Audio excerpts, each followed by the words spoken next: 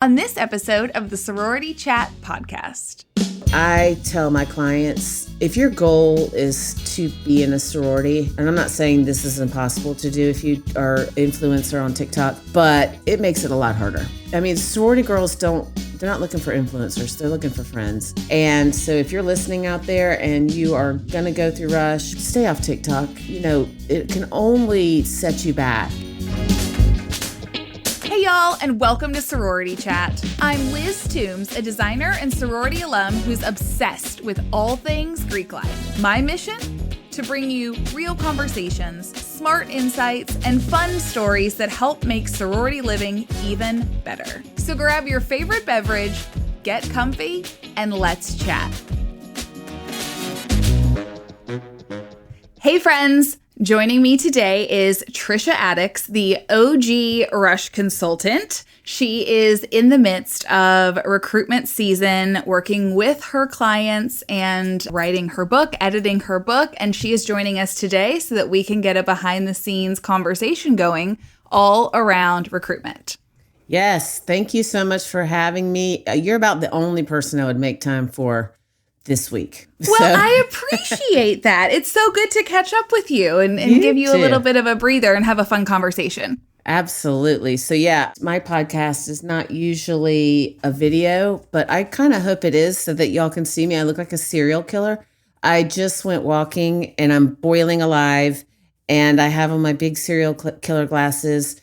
But what you see is what you get this week. And it's been like that since the start of Rush, and it will remain like that till the end of Rush. So hopefully you won't see much of me. Stop. I like the glasses. I think they're great. They're making a comeback, but I can't with the serial killer comment. Well, actually somebody DM'd me on Instagram and was like, I really like those wire rim glasses you wear. So I guess maybe I'm kind of cool. Mm-hmm. Okay, so yeah, I am in the thick of it, y'all. We are recording this at 4:00 on August 11th, and let me make sure I know what rushes are going on. We have Georgia, Arkansas, Auburn, Alabama. I know I'm forgetting some. Tennessee. What else? I don't know. It doesn't matter. We are in it. And I've been doing this for a long time. And the numbers this year are insane. For example, Tennessee has almost as many P&Ms registered as Alabama. Wow. Alabama has 19 sororities, although 17 of them Rush, but Tennessee only has 14. So it remains to be seen what's going to happen with this, because there are a record number of of people going through Rush. And I have my thoughts on why sorority Rush is so popular, and especially in the South, but I would love to hear your thoughts on that, Liz. Oh, well, my thoughts are that it's your way to plug in and to connect. It's a little bit of a fashion show. It's a social club. There's a lot to it. Giving back to your community is also really ingrained in you in the South. And so sororities encompass all of that, right? The fashion, the giving back, the connection. I think obviously Instagram and TikTok have changed things a lot in the last few years. But I mean, those are the things that first come to mind for me. What do you think? Well, yeah, I was about to say, I think it's 100% social media, because we now are getting clients from all over because their kids are watching, Rush Talk, and it started in COVID. And I've said this a gazillion times on my podcast that, the kids that were locked down up in the North and out West were sitting there watching the Southern kids just living their best lives in college. And they're like, I want a part of that. And now the academic rigor is there at these schools, meaning that people who wouldn't have normally sent their kids down south are now like, okay, hey, these are good schools too, which they always have been, because I went to Georgia and had a 2.6 GPA, as we know. Just kidding. But yeah, I definitely think it's that. And speaking of TikTok, there was just an article on me and my business in The Cut, which is a division of New York Magazine, but they were talking about some TikTok star. Do you know who I'm talking? I don't have time to know about this, but is it Kylan Darnell. Am I saying her name right? Hold on. Sounds right. Yes, Kylan Darnell from Alabama. So she's a student at Alabama?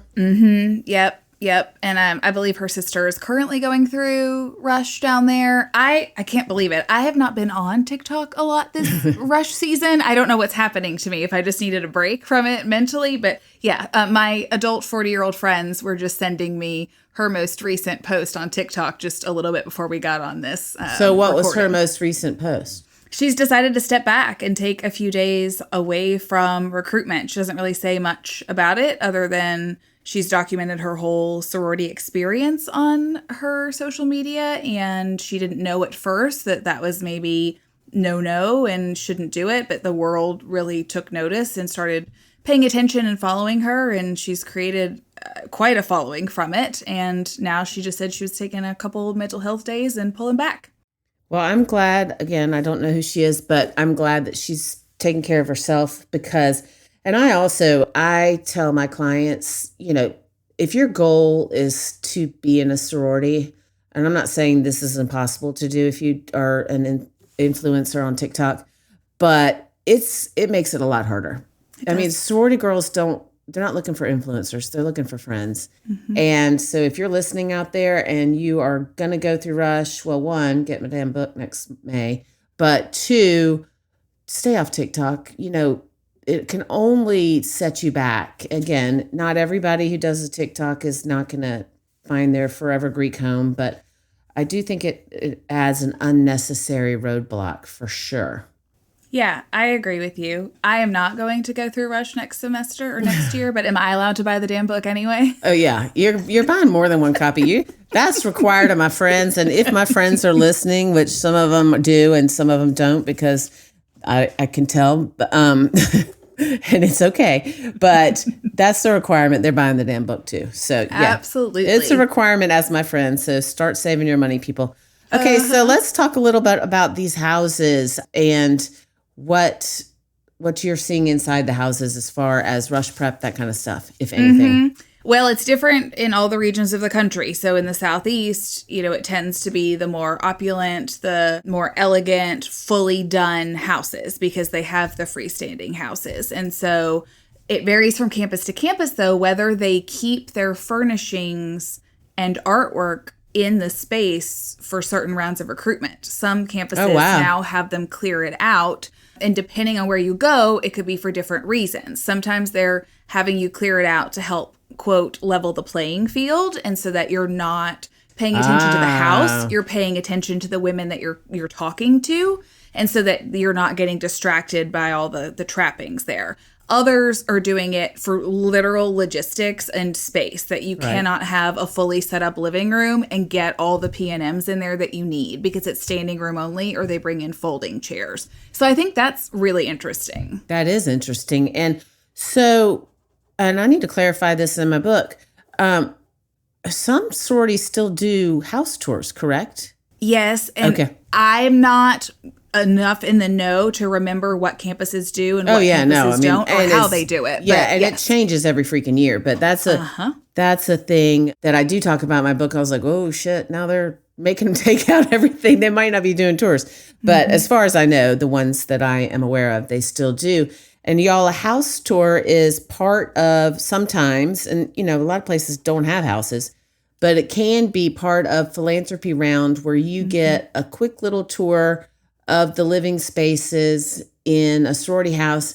And one of the things that is often talked about with this is that it depends what they show you, how much they like you. And and I don't really want people to concentrate on that because you can't control it. Yep. But I mean, if they show you a supply closet, it's probably not a good sign. Just saying, but I have a feeling that's not on the list, but yeah. I know, I'm just teasing. But it is, house tours are a thing and they're very cool. But even, so let's say after Rush, when they put all the stuff back, they're really impressive, these houses. Yeah, they are. They're very impressive. They're very well done. And so she who does them. Well, I wasn't trying to toot my own horn there, but yes, like it's just like what I don't know. The Southeast there's a sense of pomp and circumstance and tradition there, and that runs through the Greek houses as well. You go to other parts of the country, and like you said, some chapters don't have facilities. Some have like a room on a floor of a dorm. Others have a townhouse style that's just like a common hangout space. But it's all very interesting to go from region to region and see what that looks like. Yeah, for sure. And even at Auburn in the South, they don't have houses, but but there are some schools where they do rush like in the student center. And then you just go sort of like a job fair, I would imagine. Like a tabling situation. Yeah. Yeah. So anyway, I think that would be kind of a nightmare. Honestly, I'm not going to lie, just because everybody's in the same place. Yeah, and I don't know. I think you get just a cool sense being in a facility with the women that are members there and really getting to talk to them. It's like going to visit a friend at their home. You really get a sense of them, whether or not you're seeing their entire house or not, and it feels a little bit more comfortable than standing at a table, like you said, at a career fair. Oh, yeah, that's a good point. I remember thinking at one point, this was a long time ago, and now my house has been in the media, so I'm not sure I love it that much, but I remember thinking soon after Facebook came out and I was starting to meet people or get friend requests and request friends. And I remember thinking, I sure would like to see their houses. Not for any. And I was like, we should start a page where people like post their den, because I think it's super cool to see how people live. And like, y'all, I'm looking behind Liz, and she was featured in the Wall Street Journal, and she's got her Wall Street Journal article framed, which makes me think I should frame mine. Oh, you absolutely should. I love having those accolades up on the wall, not because I'm like, ooh, I love myself, but it's like, look how far you've come. You know, you've built this business. These were exciting moments. And so on days where I'm exhausted or there's, you know, something tough happening in the business, it's like, okay, like these were some bright spots. It'll be fine. Yeah, and that is something that I struggle with. Sometimes I'm like, you know, especially if I get lost in the comments, which, Don't read the comments. Never read the comments. I try not to, and it's been pretty rough this week. But sometimes I get, you know, down about that. And I think that having the actual article without the comments on my wall might be a good idea. So yeah, I mean, the problem is the people making the comments are folks that would never end up in the Wall Street Journal, right? They're keyboard warriors that just want to tear other people down. It's not anybody that actually really cares about what you're talking about or what you've built, unfortunately. But those are the folks that are just trolling online. Yeah, before I stopped reading the comments, and my friend Ellen Scrimetti, she has also been on my podcast, and she's a very good friend of mine now, and she's very funny, but she also has had her share of online, I don't know what the hell you call it, but I'm just going to call it hate. Sure. She was like, you just cannot look at it. But before I had that conversation with her, some guy said, I don't know who would take advice from someone whose face is torn up by lasers. And I was like, no, I've never had a laser treatment, but unfortunately, this is just how I look. I was like, goodness. I didn't respond, but I would have responded, no, I'm just ugly. Like, I can't help you, dude. It's not because I'm trying to give advice about skincare or laser treatments, because that hasn't happened. I ain't got time for laser treatments. That's the other thing, though. It could take up all your time responding, whether you're being funny or serious with these folks, and just, it's not worth all that. Yeah, I remember having that experience when the Wall Street Journal piece came out and people were talking about things. Some of them were positive, and I was like, oh, this is cool. And then I got to the negative, and I was like, this is why people say never read the comments. Yeah. But it does make me, when I'm feeling, which everybody does, and especially me in this time of year when, I mean, y'all, parents, y'all need to chill the F out. Like, I have psychotic parents. I mean, all parents are worried about their kids. Sure. All parents are, you know, wanting the best for their kids, wanting their kids to find their, you know, fit, find their people. Yeah. But this week in particular, some of these parents, that's not their goal. And they are doing a lot of damage to their daughters. And it's making me crazy. I want to just jump through the phone and say, why would you say that to your daughter? And we've had a whole I have had a whole podcast about this, but we're in real time right now. We're in the thick of it, and there is some very questionable parenting going on out there. What's going on? Is the focus just on all the wrong things? Is it like a status focus, or what are they? There's a lot of status focus going on, and there's status focus plus their daughters, when the schedules come out, I can preach all day long every day that it's not personal, it's nothing they did. And especially after a first round that's video. I mean, how could it be? But they're like, what was wrong with her resume? What did she do? And then what did you actually say in the party? And I mean, that's tame. I mean, I've had to and my mentors who work with me to work directly with the clients, but a lot of times people will jump the mentor and try to get in touch with me. I don't always take the calls because I just don't have the bandwidth, which is why I have mentors, people. But it is shocking to me. And then there will be a lot of backtracking because these people have put in the work. They're going to find their place. They are, these girls are this is important to them. And yeah, there's going to be some backtracking, but they're going to find their people. And then the parents, they come back to earth and they're like, what did I say? What did I do? And I have the texts. You got the receipts? Yeah, I got the receipts. Someone reached out to me earlier today, and she was cut out of Rush at Auburn. She was not a client. And she was like, I just didn't think I needed to do anything. And a point that I really want to make to people is the amount of work you put in to get into college. Like, why are you going to drop the ball once you're in? Like, think about how much work it takes to get into college these days. I mean, again, 2-6 Georgia didn't do this work, but these kids are doing many service hours. They have jobs. They're so amazing. I say this all the time, and they're really putting in the work to find the best college for them. And then some of them are like, yeah, it'll be fine. I'll find my people. It happens to some where you don't have to put in the work. And it's not a commercial here where I'm saying people need to sign up for us. But regardless, you need to put the work. It needs to be intentional. I mean, I agree. I think that should be the case with whatever you're doing. Getting into college, trying to rush a sorority or beyond. You're not going to get much out of it if you're not putting much into it. Right. And it's really makes me sad when they come to me at the end of or in the middle of an unsuccessful rush. And again, nothing in life is guaranteed, but if you do the work and you put in the prep and it's intentional, your odds of success go up exponentially. Yeah, I mean, I would agree. And then also where you land, you really feel like, okay, this is where I should have landed because I did everything I could and did my best and put forth the effort.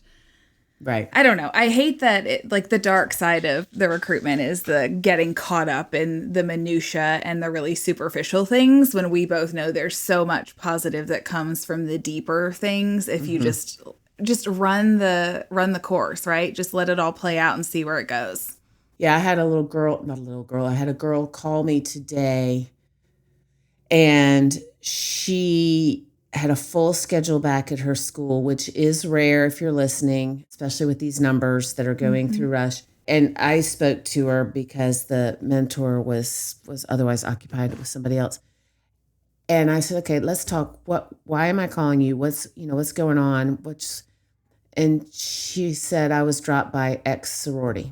And I was like, okay, so what's the problem? And she said, well, I heard that's a good sorority.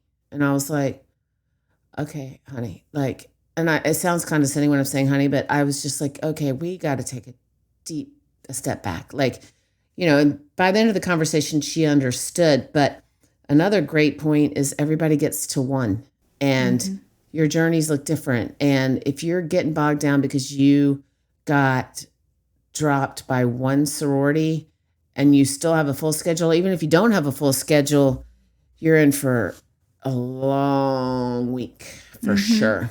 So, but yeah, I could tell you stories all day, but it's kind of real time, so I won't get into it. But it's a lot, and people do sort of lose their minds. And I know if you're listening out there and you're just been through it, I understand where you're coming from, or you're going through it. I understand where you're coming through it, but it cannot be said enough that you do not want to put this on your daughters. Like my friend Mel said, if you drink, lock yourself in a closet with a bottle of wine and go dark. Don't get on the chat groups. Mm-hmm. Yeah, I could see that. On the flip side, what I see in my work is people getting really worked up over the house being just pristine and perfect ahead of recruitment, which is not always possible. And so sometimes things don't work out, right? If you've ever had a construction project, sometimes things go over budget, they take longer, stuff goes wrong, and things don't show up on time. And so I have to hear a lot about that side of things and try to sort of coach people through it and offer solutions and like talk them down a little bit too. Yeah, so we're both doing a lot of that. We've just got two sides of the same coin, I guess. Yeah. So what do you think is the most important thing for people to see when they get into a sorority house? I mean, is it just the sisterhood, the personalities, or do you think it all plays a part? Oh, that's a good question. I mean, I'm going to end up talking myself out of a job because the house is not the most important. It really is about the women involved and understanding that the relationship among the group and if that feels like the right fit for you. But what happens is the house or the facility is the backdrop to fostering that community and those relationships. And so it sort of has a secondary level of importance because if you have that home to go to and that place to gather, whether it's a live-in facility or not, then those relationships, I think, grow more naturally rather than trying to find other places to get together. But the house is not the most important, despite what some folks will think. Yeah, and these houses are amazing. But yeah, it's true. It's like I've been watching the Dallas Cowboy Cheerleaders season 2 because I'm obsessed. Mm-hmm. And the girls that were in the Omni together, it was a hotel, but they were all like crammed into a few rooms, but they really bonded. These were all rookies, I think. Yeah, they were all rookies maybe. Oh yeah, they must have been because they didn't live there. But yeah, so I thought that was super cool, and it was very sorority-esque. Yeah, so that reminds me of like going away to camp. I never did sleepaway camp, but it's the same kind of vibe of you get that camaraderie by that shared experience, even if it's a little bit like, oh, we have to walk to this crummy bathroom in the woods or share this one hotel bathroom. You know, there's a lot of bonding that happens in that way. Yeah, that's a very good point. Camp is very much like that. And I also see a lot of correlation between camp girls and sorority girls. Do you? Oh, yeah. There's such a great connection, and there's such a history with them that they're very comfortable. They assimilate very quickly into their sorority houses, which brings me to a point that is, I think, a really good point. And I don't know that I've ever addressed it, which is crazy because I repeat myself all the time. One of the things that I hope, if your daughter is in a sorority, or if you are in a sorority, get in a sorority this year, if you're a new member, it is not instant add water, you have friends. Mm-hmm. It takes effort, again, just with the preparing and the intentional work. You need to go to the house, enjoy those common areas if you have a house. If not, you need to show up for committee signups. You need to sign up for what you can time-wise. And you really need to make an effort because, you know, I do hear of people who will pledge a sorority and they have all these great bid day pictures. And then they're like, wait, where are my friends? Like I thought, but it's not. And then people are starting to, you know, make separate groups. And it's not because it's always girl drama. It's because they're showing up and they're putting in the work. And that's an important point to make if you're listening. You still got to make the effort after rush. Yeah, absolutely. You do have to make the effort. You have to invite people out. Have you read the book Let Them by Mel Robbins? I have not, but I've heard a lot about it. I listened to it recently on Audible, and she has a whole section where she talks about her daughter going to college and her trying to tell the daughter, you need to go sit with people you don't know. You need to ask people's names, invite them to do stuff. And then Mel talks about her relocating to a different town and having to follow her own advice. And it's very much like what you're saying. Like, we just expect everyone to come to us, but we actually have to put in some effort and try as well and kind of meet people halfway at least. Absolutely. That makes me think of Mary Spencer Veazey was a guest on my podcast. She was hilarious, but she is an author of a book called Cul-de-sac Crossroads, and it's for navigating change and in your early 20s. And she talks about how when she moved to Nashville, she didn't know anybody. This was after college. Mm-hmm. And she made it a point to and I could be getting the facts wrong, but it's still the general advice. She made a point for, I guess it was 6 weeks or maybe it was 6 months. I don't know. She would go out of her comfort zone once a week and say, invite someone to lunch, or go and talk to the barista at her favorite coffee place, or whatever it takes, because people want to be talked to. So I think that's great advice. And it's also so important for when you get to college, whether you're in a sorority or not, keep your damn dorm room, door open. Yep. I think everyone who listens to me knows that I like to send those little rubber door stops to people. Do you do that? That's a good idea for your business. You should. I don't do it, but I have loved that when I've heard you talk about on other episodes. And I think it's such a great concept, because one of the things that I hear now is students think that they want the private bedrooms, the little 2-person suites, right? Where they're sort of away from everyone, because it's a little bit more reminiscent of home, where they could just go up to their bedroom and just sort of detach from everything. But they really are wanting and needing the opposite, and they need that open community and just people to pop by their doors. And so I think it's a great idea, and so simple. And it's something, I think we have a new business. You should get personalized door stoppers and give them out. Oh, I like it. I like that idea. Especially for the South, right? That's what I'm saying. Monogram on there. That's what I'm saying. Monograms and door stoppers. Hey, I'm gonna get commission. Those $5 door stops. I'm gonna make so much money. I'm gonna be rich. Yep. That's gonna do it. Yes, it is. The dorm stop, the commission off of the $5 door stoppers that you put into the houses you design. That's gonna be it. That's my PJ right there, my private jet. That's what I'm working for, people. That's why I'm charging all the money. I'm just kidding. I'm writing my book, so this advice can be available to everyone, just so you know.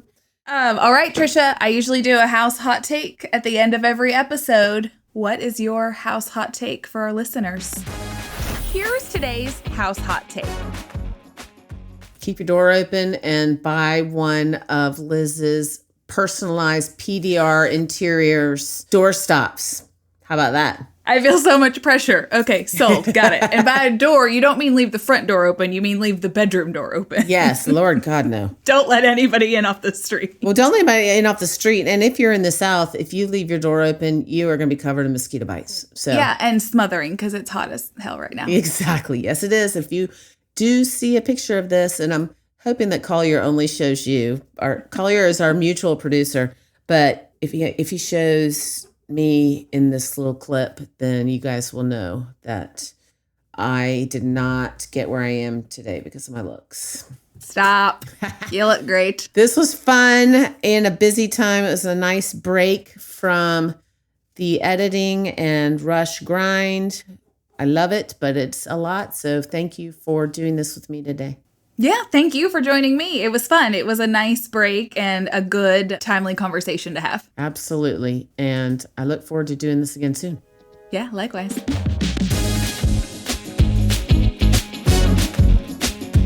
Thank you so much for tuning in. If you're listening on a podcast platform, make sure to follow the show so you never miss an episode. And if you got something out of today's conversation, we'd love for you to leave us a 5-star review. It helps us reach more listeners just like you. If you're watching on YouTube, be sure to check out this video right here or this one over here.